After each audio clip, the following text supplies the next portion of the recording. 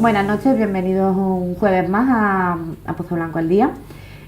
Hoy, 24 de enero, se celebra el Día Internacional de la Educación y queríamos ver o hacer un repaso, ¿no?, de la educación en un espacio tan importante para nuestros niños y jóvenes como es el espacio escolar, el instituto.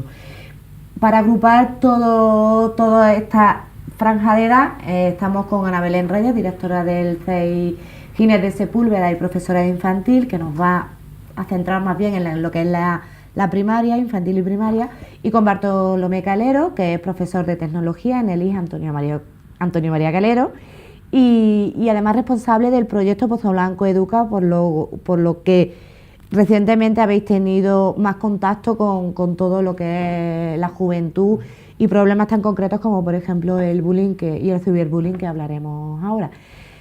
Bueno, el Día de la Educación para vosotros es todos los días, porque estáis todos los días con la educación y el profesorado forma parte muy importante de lo que es la evolución y de los niños y de los jóvenes, ¿no? La empatía de un profesor, que es algo con lo que se nace o algo que da la experiencia en las clases. Hombre, yo pienso que la empatía, primero, que es un valor muy importante, tanto para los adultos como para los niños, porque es la manera un poco de ponernos en el lugar de lo que está sintiendo un compañero, lo que está sintiendo un alumno. Y con respecto al profesor con el alumno, pues creo que es la forma mejor de poder motivarlos para el aprendizaje o para respetar a los compañeros, para trabajar, porque si nosotros sabemos cómo ese niño puede estar sintiendo, cómo puede estar trabajando o cómo vive en su aspecto familiar, al nivel de amigos, pues nos va a ser mucho más fácil acceder a ellos. Y si es aprendido o es innato, pues yo creo que eso va mucho en la persona, en cómo es. Pero sí que es verdad que nuestra profesión, conforme vamos trabajando con los niños, nos hace acercarnos un poquito más a ellos y comprenderlos un poco más. Nosotros, por ejemplo, desde mi punto de vista, a los más pequeños ves cómo sienten, cómo el agacharte y verlo, ver sus ojos y cómo transmiten a través de ellos, pues eso también en el día a día, en el trabajo, pues también se fortalece. Hace mucho, ¿no? Hace mucho. El contacto diario con ellos y el que te cuenten y el que llega un día y los ves que están tristes y te dicen el por qué están tristes y empiezas a comprender que un niño cuando se comporta de cierta forma no es porque quiera sino porque hay algo detrás, y eso es muy importante conocerlo y estar al tanto de ello. Y porque los niños a lo mejor es más difícil, o más fácil descubrir sus sentimientos porque no lo pueden disimular. No. Cuando un niño está enfadado, cuando un niño está triste, ¿no? Yo entro a clase, es verdad que trabajo en infantil, y entro a clase y lo ves. Y ya ellos también, como trabajamos mucho dentro de la clase, lo que es el tipo de emociones, ellos ya enseguida le dices, ¿qué te pasa? Pues señor, que hoy yo quería darle un beso a mi mamá, pero se ha ido a trabajar antes. Y ya, pues bueno, ahí entra, pues yo te voy a dar un beso, ¿sabes? Empieza a entrar dentro de ellos y es mucho más fácil. Los niños te expresan todo, te lo cuentan, para lo bueno y para lo malo te lo cuentan todo. Si vas fea también te lo dicen, si vas guapa también. Es verdad que son mucho más expresivos y no miden sus palabras. Sin embargo, en lo que es la secundaria, quizás es más difícil hacer una lectura de lo que pueden sentir los jóvenes, ¿no? Efectivamente, yo antes de nada, pues deciros que es un placer estar aquí, que me alegra mucho estar acompañado. Igualmente. Por Ana, porque la aprecio mucho, ya no solo personal, sino profesionalmente. Ginés de Sepúlveda, el centro adscrito al instituto en el que yo trabajo, y uno percibe y conoce un poco las sensaciones que traen los alumnos de ciertas maestras que han tenido en Ginés, ¿no? Y de Ana siempre se habla muy bien. Y además pues ha tenido el coraje, ¿no?, de echarse para adelante en la dirección de un centro, que no es cosa fácil, y es una tarea que conlleva mucho que hacer, y entonces pues de ahí mi aprecio, ¿no? Y ya de lo que estamos hablando en cuestión, pues yo antes de hablar de empatía hablo de una etapa anterior, que es el pensamiento de perspectiva, ¿no? Es difícil que un alumno se ponga en el pellejo del profesor. Ponerse en el pellejo quiere decir sentir con él. Cuando hablamos de ponerse en la piel del otro, quiere decir que si le pinchan al otro, te pinchan a ti, porque se supone que es el mismo tacto, los mismos sentimientos los que tenemos ahí. Esto en un alumno es difícil. Entonces, el primer paso sería el pensamiento de perspectiva, que es intentar ver las cosas y entender las cosas como las ve o las entiende la otra persona. Pero no es sentir con él. Entonces, hay que aproximarse ahí, ¿no? Es el primer paso de acercamiento para entender lo que es la empatía, pero conseguir que un alumno empatice o que un profesor empatice con el alumno es complicado, ¿eh? Tendríamos que sentir con él.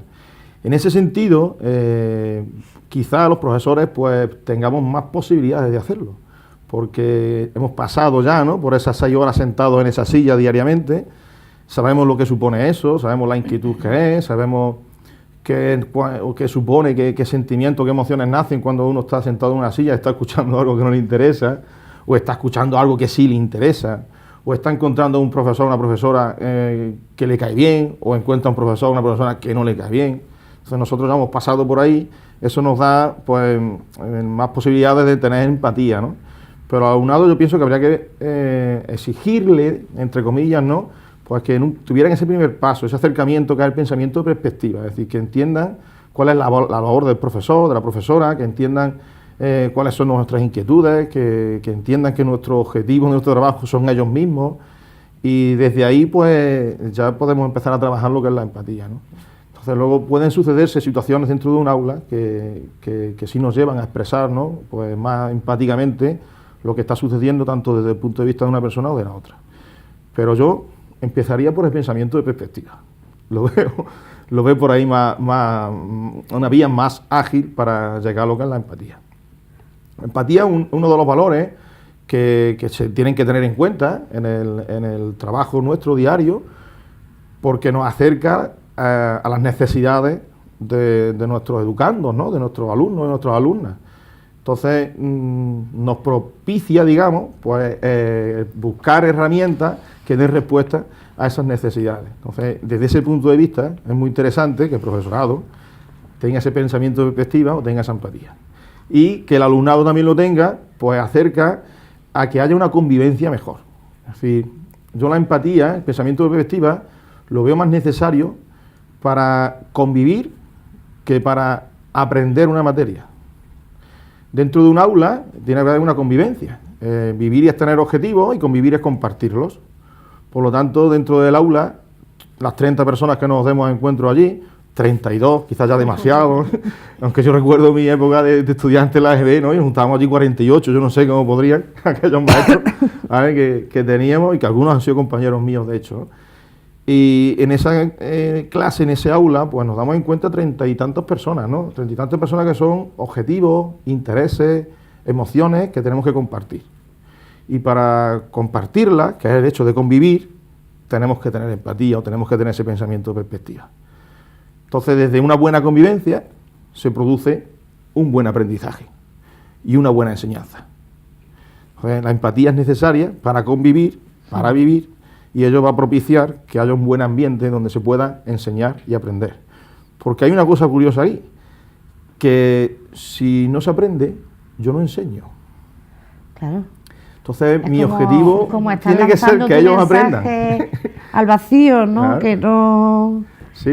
A lo mejor ahí estamos hablando también de cómo motivarles en las materias, ¿no? En las clases, ¿no? En que se sientan implicados, porque muchas veces una asignatura te toca por el profesor, porque el profesor te toca, quiero decir, que te llega y te metes más en la asignatura, porque el profesor muchas veces te motiva.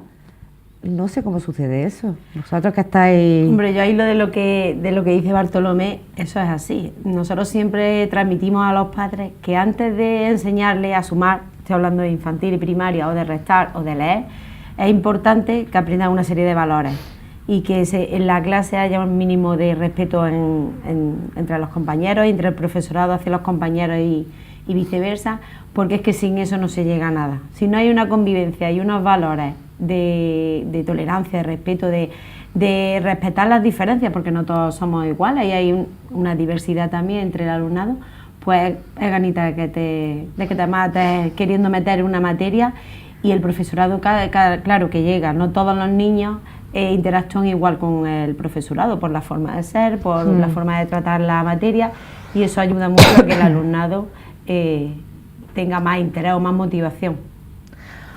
Hablando de valores, entonces, digamos que la base, pues, para un mejor aprendizaje y educación, serían tener unos valores base establecidos, ¿no? Mira, como puede ser el respeto y así, ¿no? Bajo mi opinión, educar es formar personas. Sí, claro, pero... Formar personas es enseñarlas a relacionarse con los demás.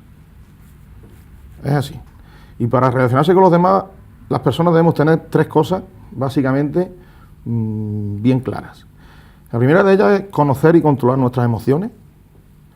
La segunda de ellas, disponer de una buena batería y conocimiento y desarrollo de habilidades sociales. Si lo dejáramos solo ahí, podríamos tener fantásticos delincuentes. La mayoría de las cárceles están llenas de personas que conocen, controlan sus emociones perfectamente, nos podemos parar a pensar eso, Sí, sí. y manejan eficazmente casi todas las habilidades sociales. Lo que diferencia una persona que pueda ser un delincuente de un honrado ciudadano o una honrada ciudadana es el hecho de que tenga una buena formación en valores. Entonces, ¿los valores son necesarios? Por supuesto. Imprescindible. Imprescindibles. ¿Dónde se obtienen los valores? Esa es la pregunta del millón. Claro. Esa es la pregunta del millón. Pues, Porque el sistema educativo, es cierto que no está obligado, ¿no? Digamos que es como una materia transversal en toda la educación, en la etapa educativa de los niños y los jóvenes, ¿no? Que los valores tienen que ser aprendidos en casa. Pero pasan mucho tiempo en el aula, ¿no? Con compañeros y demás. ¿Cómo vosotros sabéis llevarlos a ellos esos valores? los valores, además de ser enseñados, son transmitidos. Entonces, bueno, sí. Claro, podemos... Me estoy expresando... No, pero es que esos 2 matices de enseñar y transmitir son los que nos van a hacer pensar, o por lo menos alumbrar esta tesitura, ¿no?, de que se enseñan y transmiten en casa, en la familia, y también se enseñan y transmiten en el colegio, en la escuela. Un profesor no quiere enseñar valores, ¿está obligado a ello? En mi conciencia, yo sí estoy obligado a ello. Pero si no lo estuviera, en mi conciencia, por lo menos tengo el deber de transmitirlo. Por eso diferencio lo que es enseñar y lo que es transmitir, porque uno también transmite y esa transmisión, ¿no?, pues otra persona hace que lo perciba, ¿no? Si nos echamos perfume, nosotros no echamos perfume, o yo no he hecho perfume a vosotras dos, pero si yo me lo he echado, vosotras sí os contagiáis, ¿no?, del perfume que yo he podido tener. Por lo tanto, hay que enseñar y transmitir. Y no sé, pero yo creo que el profesorado y maestros y maestras estamos en la obligación de enseñar valores y de transmitirlos. No podemos dejar solo en la familia. La sociedad está en un continuo aprendizaje. Una persona que está inmersa socialmente y que está todo el día, de que se levanta relacionándose con los demás, está aprendiendo valores continuamente. Yo soy una persona que constantemente está diciendo, Ana me lo habrá escuchado decir más de una vez, que se educa siempre, cuando se hace y cuando no se hace. Por lo tanto, si yo hay algo que evito hacer o que no lo hago, estoy enseñando también a otra persona que eso se puede evitar hacer y no hacerlo. Y si yo no estoy transmitiendo un valor o una ocasión que lo determina, como puede ser un conflicto, y no sé transmitir el valor de la comprensión, del acuerdo, de la negociación, pues estoy haciendo mal, estoy educando también a mis alumnos de que eso no hay que hacerlo. Yo siempre también le transmito tanto a mi claustro como a los padres que somos modelos para ellos. Y es en el aspecto de lo que es, ya no el enseñar, el transmitir, porque es que tú eres el modelo, sobre todo los más pequeños, es que en función de cómo tú actúes, van a actuar ellos. Si tú tiras un papel al suelo, el niño va a ir detrás y va a tirar el papel al suelo, porque es lo que tiene en su conciencia, que es lo que hay que hacer, porque es lo que está viendo en su referente, en casa, en sus padres, y en la escuela, pues en el maestro, que para ellos es una figura muy importante. Entonces eso es primordial, el que seamos modelos, y lo que decía Bartolomé, que tanto lo que hacemos como lo que no hacemos le está transmitiendo unos valores que son súper importantes para su vida diaria y para su aprendizaje.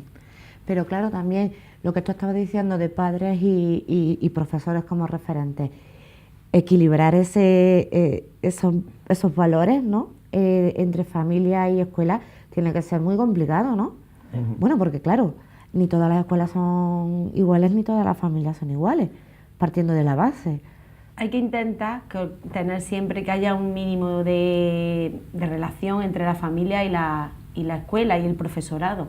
Es súper importante y que todos vayamos remando hacia un mismo camino, que no sea yo para acá y tú para allá, porque si no el niño no sabe a dónde dirigirse. Y es muy importante que el niño perciba que estamos en una misma sintonía y que si yo tomo una decisión, el papá me apoya, y si los papás toman una decisión, la escuela también apoye, siempre llegando a un consenso. Eso es súper importante para ellos. Y en la etapa, por ejemplo, de su secundaria, donde a lo mejor los padres no representan o no están tan pendientes de lo que es el sistema educativo, sino más bien de los resultados, a lo mejor, es mucho más complicado, ¿no?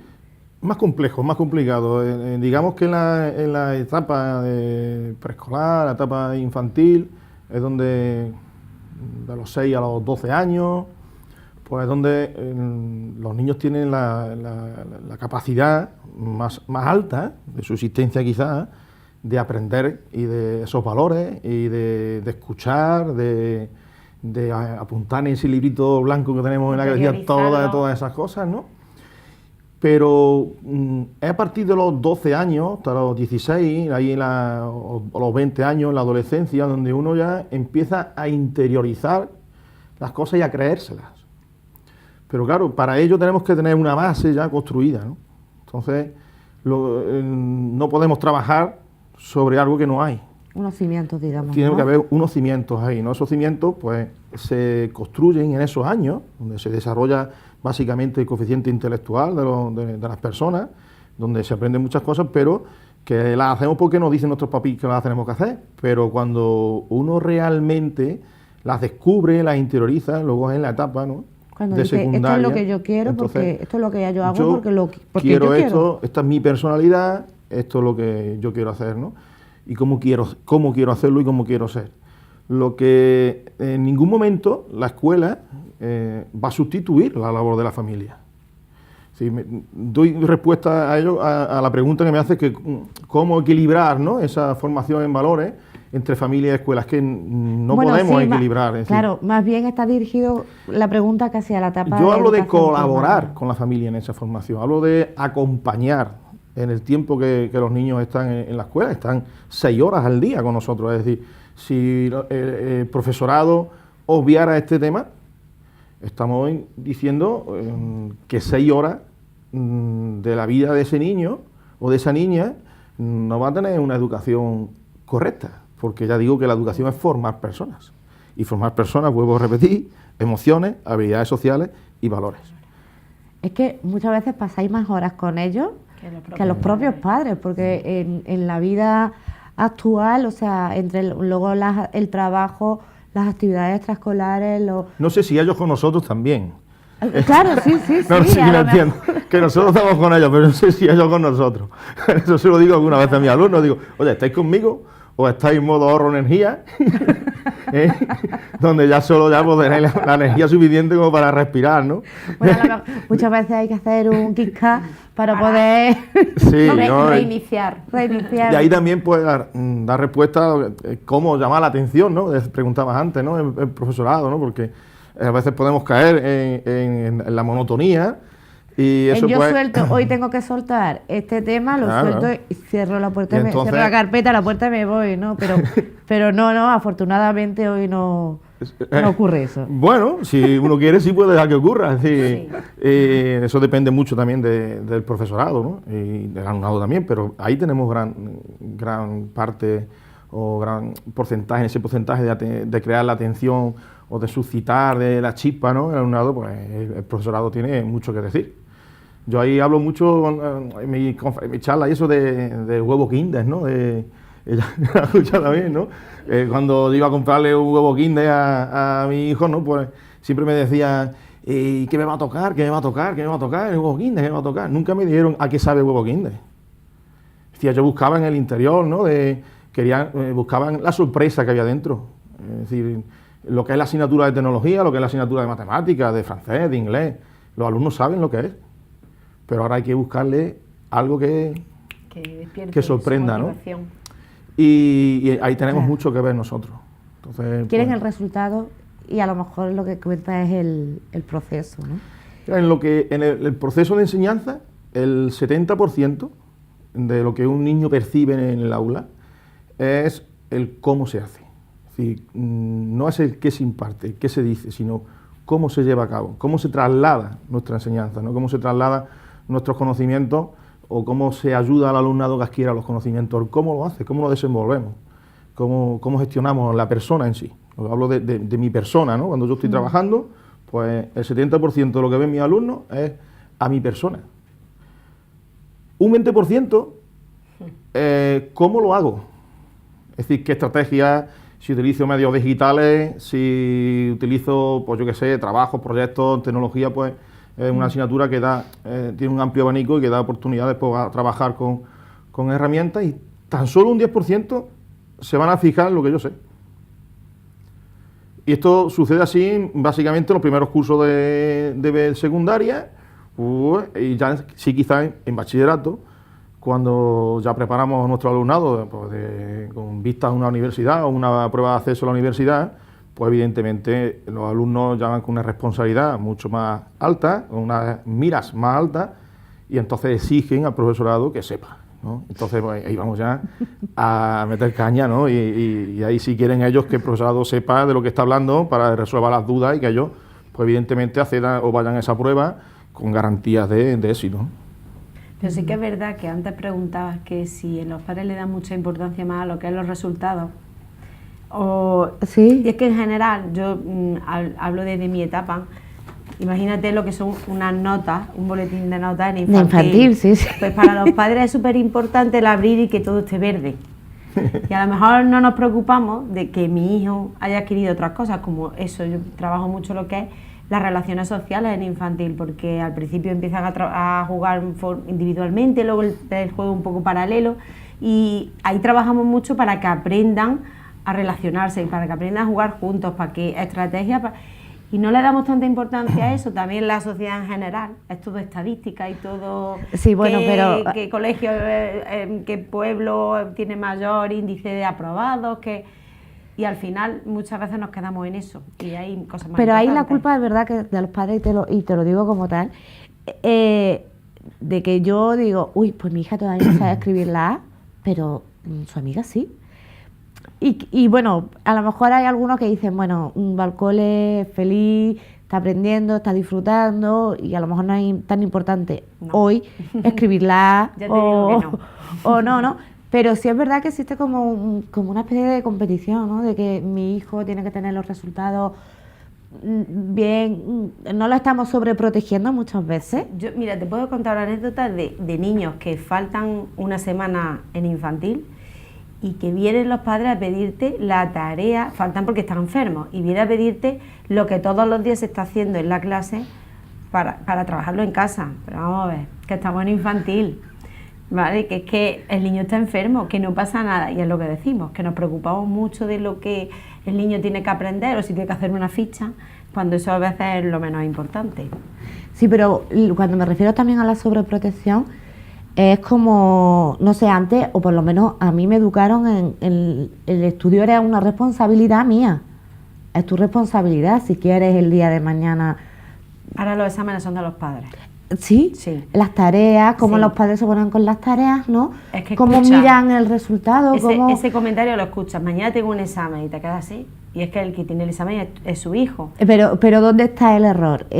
O ¿dónde está, dónde se rompe la cadena? Pues mira, cuando no sabemos hacer responsables a nuestros propios hijos de lo que es su responsabilidad, ¿no? Ahí yo creo que también tenemos nosotros, lo que es el sistema educativo también ha ¿Sí? cambiado mucho, sí, tenemos culpa. Hoy lo hablaba yo con una compañera que antes, con nosotros pasaba un profesor, estoy hablando de primaria, las 6 horas, las 5 horas que estábamos en el colegio le pasaba un solo profesor. Entonces había mucha más oportunidad de enseñar a los niños a estudiar, por ejemplo, a hacer esquemas. Ahora no, ahora en una hora pasa uno, en otra hora pasa el profesor, son 3/4 de hora muy meticulosos. Entonces vamos, que hay que dar la materia, muchas veces nos basamos solo en eso. Y eso se está perdiendo, el enseñar a los niños. Y luego, por otra parte, tenemos la parte de la familia, que la protección, la superprotección, claro. Yo en infantil lo digo, que cada vez recibimos más generaciones que entran en 3 años siendo bebés. Bebés. Cada vez los hacemos más bebés nosotros. Y eso hay que ayudarle a los niños. ¿Estaremos retrasando de alguna manera ese tramo de edad de libro en blanco, ¿no?, al que tú te referías? De esa manera. De hecho, la adolescencia ya dura más tiempo, empieza más temprano y sin embargo dura más. Dura más, ¿no? Sí, Estamos, ahí, las estadísticas las estamos rompiendo. las estamos ¿no? rompiendo. Sí. A ver, yo pienso que primero a los niños hay que quererlos por lo que son y no por lo que hacen. Sí, pero decir, eso es un error de los padres. ¿Cómo claro sabemos que sí, llegar? claro que sí. Eso, no sé, en algo nos estamos equivocando. Por ahí, por un lado eso, ¿no? Es decir, luego nuestros hijos no pueden ser, todos nuestros hijos, sus hijos, los míos, no pueden ser los mejores. Ni todos pueden ser Es que sí, ingenieros. ¿qué pasa? ¿Que los míos van a ser los mejores y los demás no? Es que tienen que hacerlo todo bien. No pueden fracasar en nada. Tienen que ir todos los días con las tareas todo bien hechas y todo bien escrito, porque si no, la seño u otro compañero las va a llevar bien. Si nos comparamos excesivamente con los demás. Sí. No dejamos ya que nuestros niños se caigan al suelo. Se aprende más levantándose que no cayéndose. O sea, son cuestiones que nos tenemos que hacer los padres, ¿no? Porque no queremos que se caigan nuestros hijos al suelo. Yo pongo una metáfora ahí, bueno, aparte de que no vemos niños con rodilleras en los pantalones. ¿Verdad? Aparte de que nos están poniendo los parques de goma. Pero ya no vemos niños con parches en las rodilleras. Es decir, que yo lo pongo como metáfora, sí, ¿no? sí. Es decir, si es que no dejamos que nuestros hijos se caigan al suelo. Y se aprende más levantándose que no cayéndose. Eso por un lado. Entonces, también, yo me encuentro una tesitura como padre, igual que Ana, padre y madre, ¿no? Yo también un sistema educativo, es mi opinión, personal, donde se está trasladando mucha tarea a la casa. Quizás uno de los motivos sea el que cuenta Ana, ¿no? Reparto de... Pero bueno, que no se llega trabaja ni a ya la hora, ¿no? mucha tarea a la familia. Entonces, yo tengo hijos pequeños y sé las horas que a unos días les llegan por la noche haciendo tareas. Entonces, claro, y son pequeños en ocasiones como para saber hacer un esquema, como para saber hacer ciertas cosas o para simplemente animarlo porque se cansa, porque un niño de 8 años, el primer deber que tiene que hacer por la tarde es jugar. Es jugar. Ese es su primer deber, es jugar. Y sin embargo, pues no está siendo así. Dedica mucho tiempo, además de que los padres pues vamos entrando en esa vorágine de actividades extraescolares, ¿no? Y vamos apuntando a los niños en esto y en lo otro. También es mi caso, ¿no? Convertimos todo en la tarde en una marabunta, ¿no?, de actividades entre la escuela y las actividades extraescolares, que nos olvidamos de lo más importante que tiene que hacer un niño, que es jugar y divertirse. Porque un valor del que no hemos hablado, ¿no? Hay mucho, bueno, hemos hablado de la empatía básicamente, ¿no? Pero un valor muy importante que debe haber en la escuela es la alegría. Y no sé dónde, bueno, podríamos averiguar dónde o discernir dónde se produce eso, donde el niño pasa de encontrar la alegría en la escuela a perderla.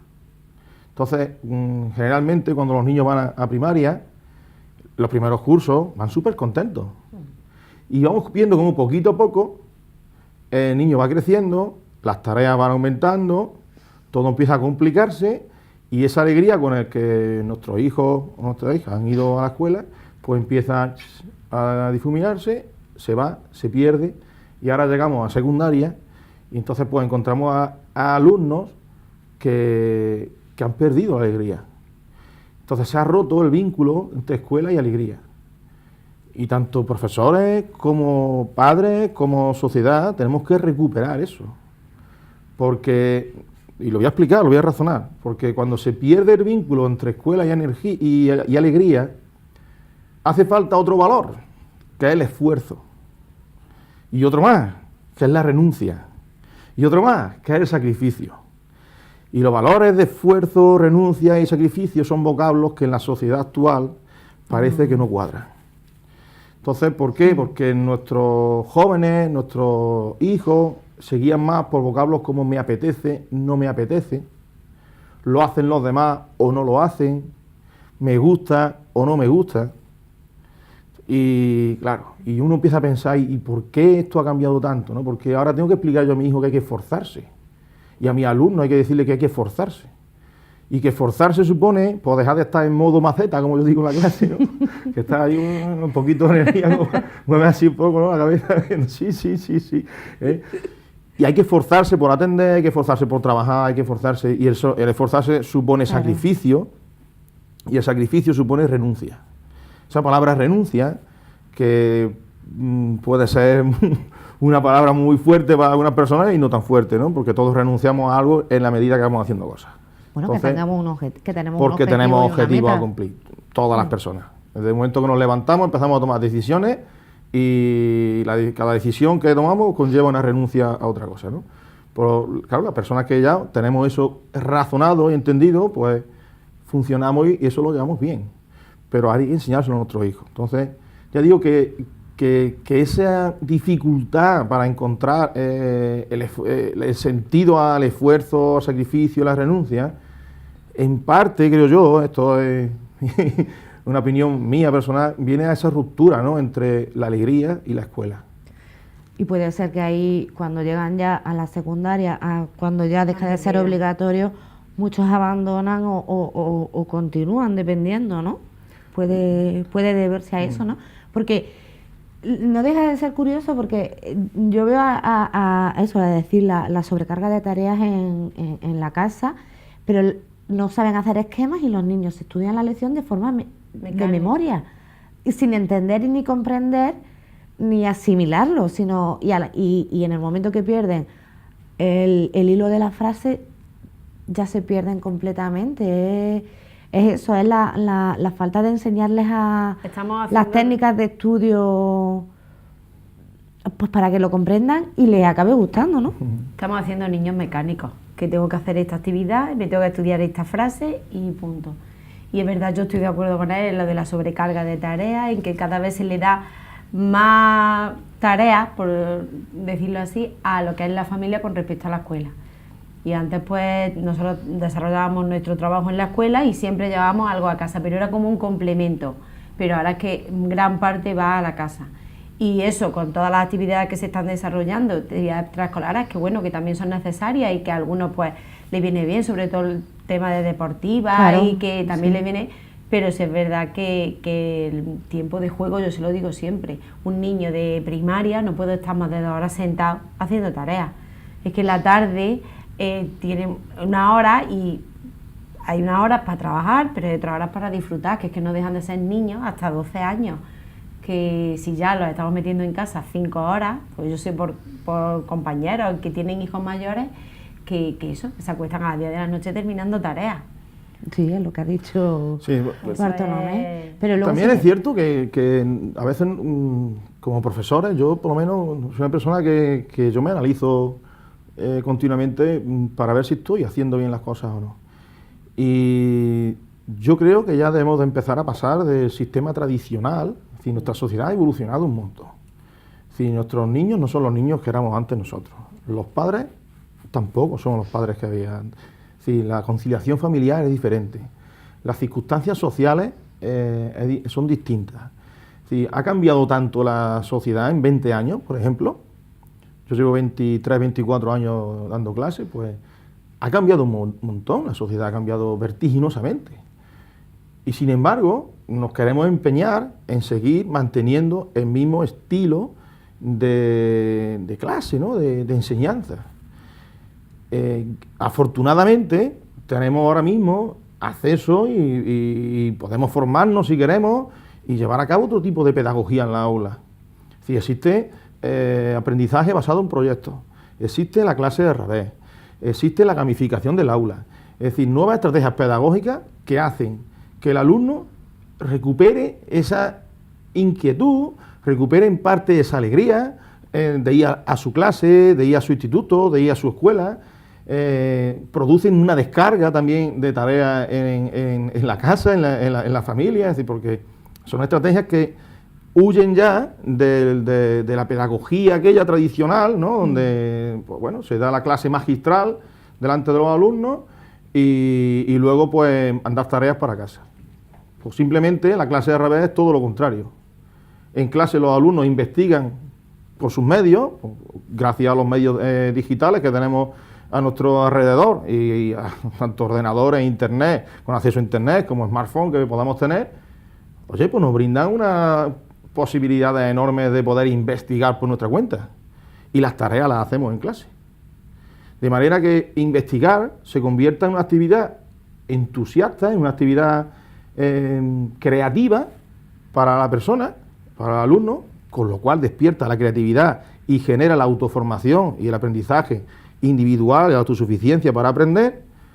Y ahora me voy a mi aula con mi profesor, que ya deja de ser aquel profesor que lo sabe todo, porque eso también tenemos que huir de esa imagen también. Y ahora me encuentro allí un profesor que lo que va a hacer es acompañarme, facilitarme las herramientas, ayudarme si tengo alguna dificultad, para que yo... Y aprender contigo. A lo mejor claro, mira. No lo sabes. No sabrás sobre el tema de que estás investigando y estás tú aprendiendo a la vez. Yo, por ejemplo, estoy ahora muy metido con el tema de robótica y tal. Bueno, pues en mi curso del año pasado de cuarto de la ESO, yo creo que todos los alumnos sabían al final de curso muchísimo más sobre Arduino y robótica que yo. Y si me escuchan, me van a decir, pues es verdad. Porque es que yo había cosas que no tenía ni idea. Porque les motivó, les interesó. Pero les motivó, cambié la estructura de la clase. Y eso funciona. Entonces, los profesores el profesorado tenemos herramientas, tenemos que hacer uso de ellas. Lo que no podemos centrarnos en reconocer que la sociedad ya no es cambiante, sino que ha cambiado vertiginosamente, pero nosotros seguimos manteniendo un sistema tradicional, un sistema pedagógico tradicional. Tenemos que huir de eso ya y entender que el profesor no es la persona que lo sabe todo. Hoy cogemos un smartphone, tenemos acceso a un montón de información, y yo, por lo menos, no soy capaz de tener toda esa información en mi cabecita, por muy hermosa que sea. Pero no puedo. Ni tú ni nadie, pero... Y es verdad que nosotros acudíamos a las bibliotecas y aquello era un mundo mágico, y ahora, sin embargo... Lo tenemos al alcance. Lo tenemos al alcance de la mano, además... pero bueno, tenemos también una sobrecarga de información. Muchas veces errónea, porque... los médicos te lo dicen, por favor, no mires internet, no mires tus síntomas en internet, ¿no? Pero, ¿saben gestionar luego toda esa información? Hay que ayudarles también.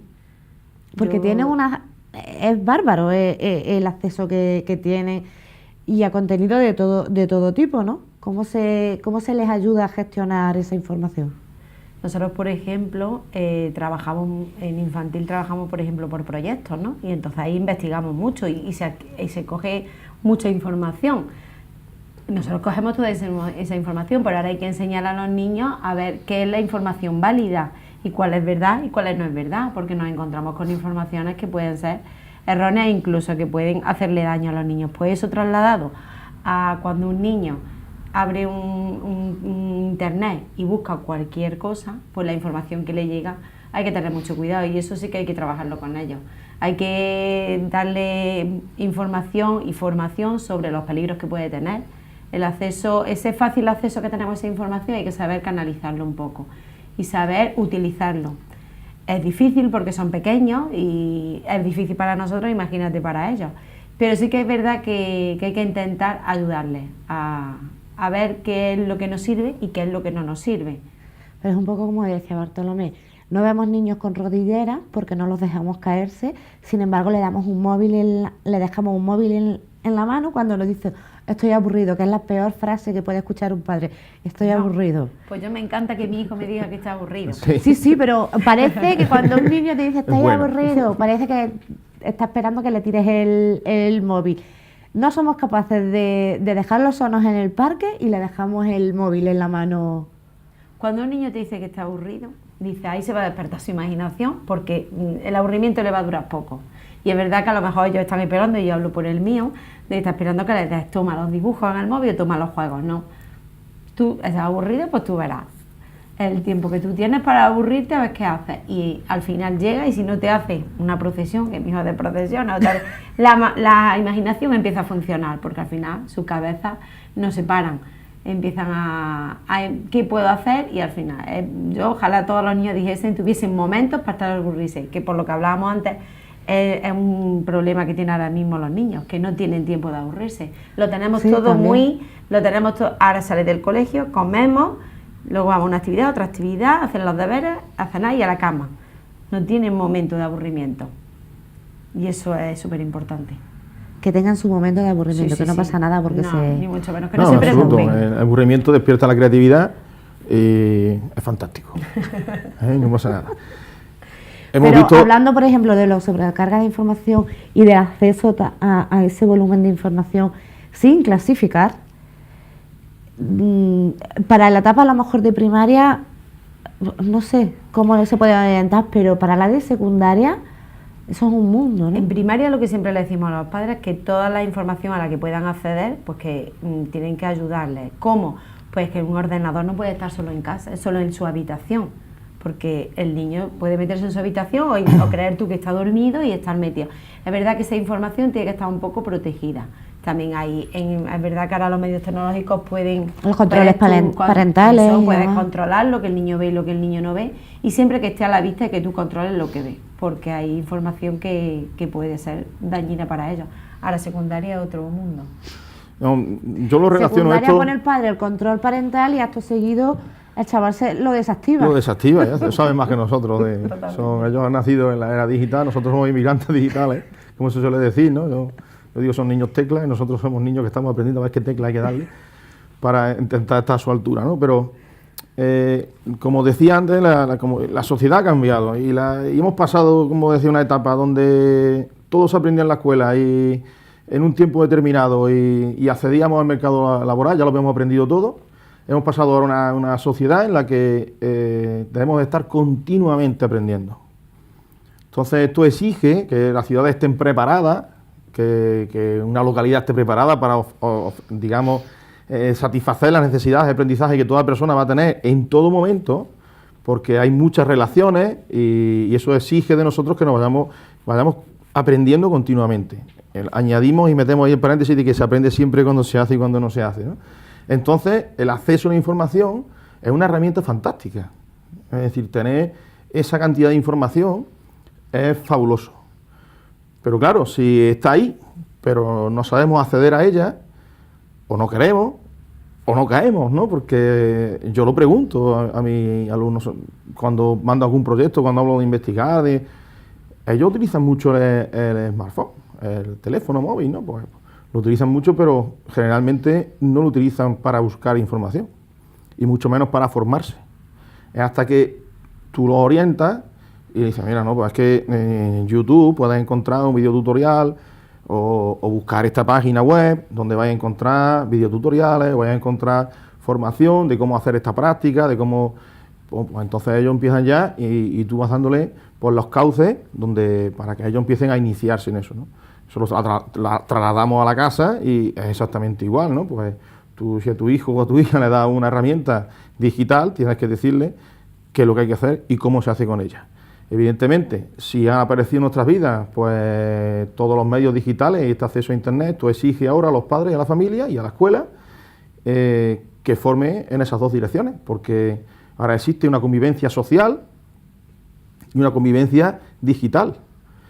Yo les explico a los niños que tienen 3 DNI ahora, ¿no? Uno es el que te hacen, ¿no?, la policía, ¿no?, la nacional, o que es, pues, en base a lo que tus padres, tu apellido, tu dirección, tu sexo, y luego hay otro DNI que es lo que tú eres en la vida, cómo vas por la vida, qué es lo que haces, qué te dedicas, cómo eres, qué actitudes tienes, qué aptitudes tienes. Y luego otro DNI, que es el DNI digital. Porque lo que hacemos en la vida digitalmente se queda ahí para la eternidad, ¿no? Como decía Russell Crowe, ¿no?, la película esta de Gladiator, lo que hacemos en la vida tiene su eco en la eternidad, ¿no? Pues esto es así también digitalmente, de manera que todo aquello que hacemos digitalmente se convierte en un DNI. Luego, ¿esto qué supone? Pues que tanto familia como escuela tiene que empezar también ahora a educar y a enseñar, pues, en esas dos direcciones, ¿no?, lo que es el aspecto social y en lo que es el aspecto digital. Y es sumamente importante uno con el otro, porque no olvidemos que lo que es la vida digital ya tiene mucha importancia, pero la va a tener aún más, no solo ya en el aspecto formativo, sino de cara al mercado laboral, al mercado laboral, y a propias opciones laborales, ¿no? Entonces, pues, o estamos ahí o nos quedamos atrás.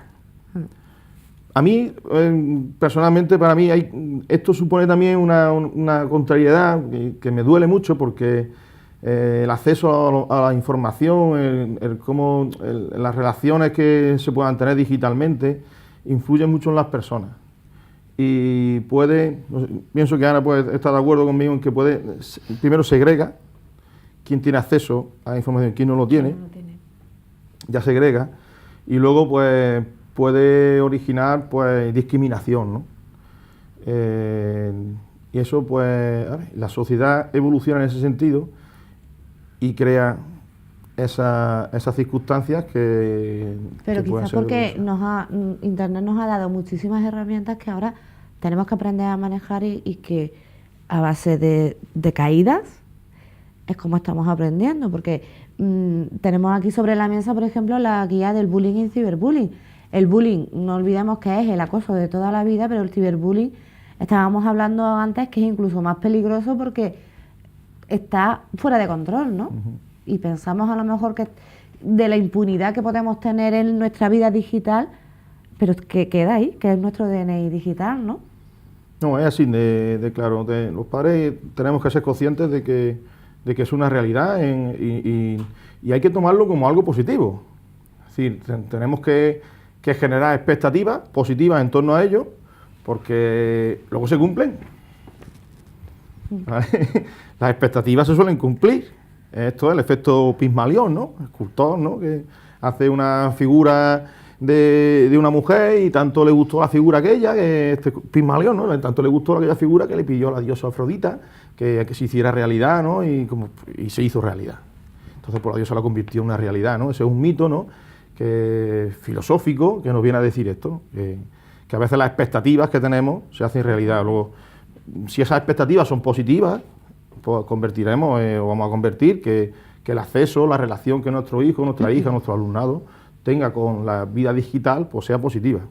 Pero si las expectativas que le generamos son negativas, posiblemente nuestro hijo o nuestra hija pues termine desarrollando actitudes negativas en el entorno digital. Entonces, muy importante nuestras expectativas, ¿no? para con ellos. Va un poco también relacionado con lo que hablábamos antes, con el tema de valores relacionado con el bullying. Cuando una persona está formada y educada en unos valores, es más difícil, no imposible, pero es más difícil que caiga en el tema del acoso, que pueda ser el acosador o incluso el que es acosado, porque un niño que es acosado, si tiene una serie de habilidades y unos valores, pues puede transmitirlo, puede trabajar con ellos para que eso no le afecte. Pero cuando no hay esa base, pues es más fácil caer en ello.